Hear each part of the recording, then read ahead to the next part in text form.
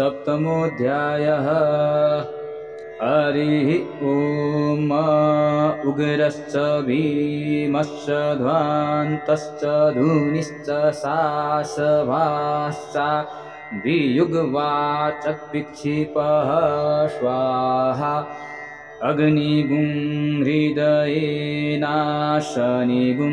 हृदयाग्रेण पशुपतिं कृष्णहृदयेन भवं जज्ञा सर्वं तस्नाव्यामीशानं मन्युना महादेवमन्तः परे शब्देनोग्रं देवं वनिष्ठुना वसिष्ठहनुः सिंहिनिकोश्याभ्याम् उग्रल्लोहितेन मित्रगुं सौव्रतेन रुद्रं दौर्व्रतेनेन्द्रं पक्रीडेन मरुतो बलेन साद्यान् प्रमुदा भवस्य कण्ठ्यगुं रुद्रस्यान्तः पार्श्व्यं महादेवस्य च कृच्छर्वस्य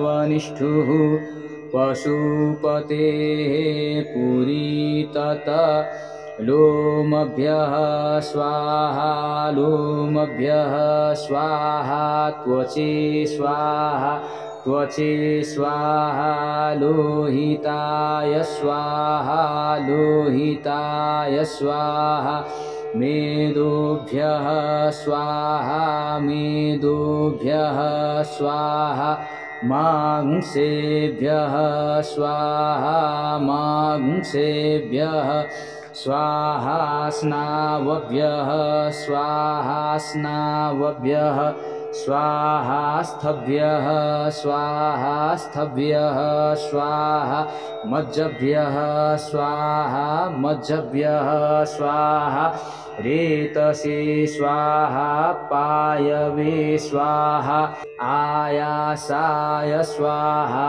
प्रायासाय स्वाहा संज्ञासाय स्वाहा वियासाय स्वाहोद्यासाय स्वाहा शुचे स्वाहा शोचते स्वाहा शोचमानाय स्वाहा शोकाय स्वाहा तपसि स्वाहा तप्यते स्वाहा तप्यमानाय स्वाहा तप्ताय स्वाहा घर्माय स्वाहा निष्कृत्यै स्वाहा प्रायश्चित्तै स्वाहा लेखजाय स्वाहा जमाय स्वाहान्तकाय स्वाहा मृत्यवे स्वाहा ब्रह्मणे स्वाहा ब्रह्महत्यायै स्वाहा विश्वेभ्यो देवेभ्यः स्वाहा